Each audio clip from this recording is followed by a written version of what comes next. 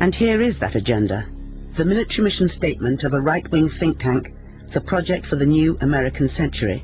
Written a year before 9/11, it's supported by key members of the current Bush administration. The drafting was supervised by Cheney, by Donald Rumsfeld, by Paul Wolfowitz, by Jeb Bush, who's the president's younger brother, and by Lewis Libby, who's Cheney's chief of staff. This is about control over Middle East oil.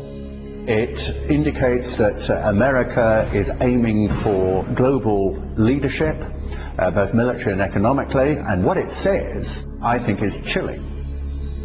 It says if we are going to transform America into tomorrow's dominant force, that's their phrase, then it's going to be a long process unless there is a catastrophic and catalyzing event, like Pearl Harbor.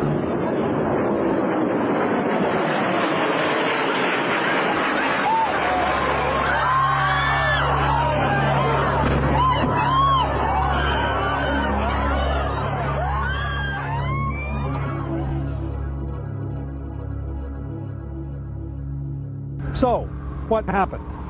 Well, September 11th happened, obviously, and George W. Bush had to rethink. But for many of those around Bush, there was no rethink. There didn't have to be. Long before September 11th, a small, influential group of neoconservatives here in Washington had wanted to see the United States transformed into a sort of benevolent ruler, unchallenged, astride the world. And long before George W. Bush was elected, they sat down and they wrote down a manifesto. The document was effectively a charter of the Project for a New American Century, a neoconservative think tank in Washington. The founding members included Donald Rumsfeld, Dick Cheney, Paul Wolfowitz of the Defense Department, Richard Pearl, head of the Defense Advisory Board, Lewis Libby, Cheney's chief of staff, John Bolton, Undersecretary of State for Arms Control, Elliot Cohen, who's on the Defense Policy Board. Much of what these men wanted is coming true. They urged that the U.S. abandon the anti-ballistic missile treaty. It has. They wanted establishment of more permanent U.S. military bases abroad. That is happening in the Philippines and in Georgia and will likely happen in Iraq. They urged regime change as a goal of foreign wars, not just in Iraq. They wanted the U.S. as a global constabulary, their word, unburdened by the UN or world opinion, preventing any challenge to U.S. dominance.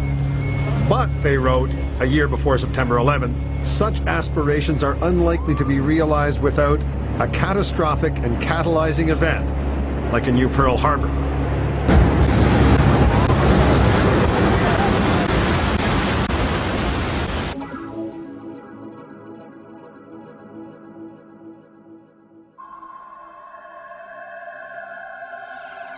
The United States of America is the most powerful nation on earth. In itself, this goes a long way to explaining the things it does around the world. At present, it's conducting a war on terror, or more accurately, a campaign against opposition to US domination. Others prefer to call it the beginnings of the Third World War. The United States has an insatiable appetite for conflict, and since going into Korea in the 1950s, it's been at war with someone or other in some corner of the globe non-stop right up to the present day. This drive is now led by the weapons manufacturers themselves. It is a highly dangerous precedent. I call it war corporatism. It is the door of a new fascism being pushed open. And don't be fooled, not all fascism looks like Adolf Hitler. The reality, as we see from the Iraqi invasion, is that the presidency has been captured by the most powerful elements of this corporatism. And this ghastly molecule aims to turn the world into its very own enslaved global market. And the plan is well underway. The attack by Al-Qaeda on the World Trade Center is just one response to it. Is this a conspiracy? Quite the opposite. It is a high-profile project known as the Project for the New American Century.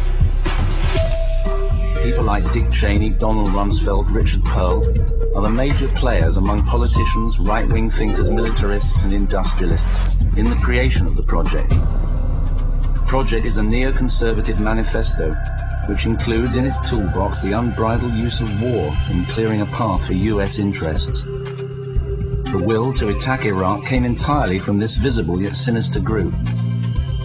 September the 11th was merely the pretext. Bush is merely the figurehead. And so, who's next, you wonder? Iran? North Korea? France? Britain? None of us really matter to them.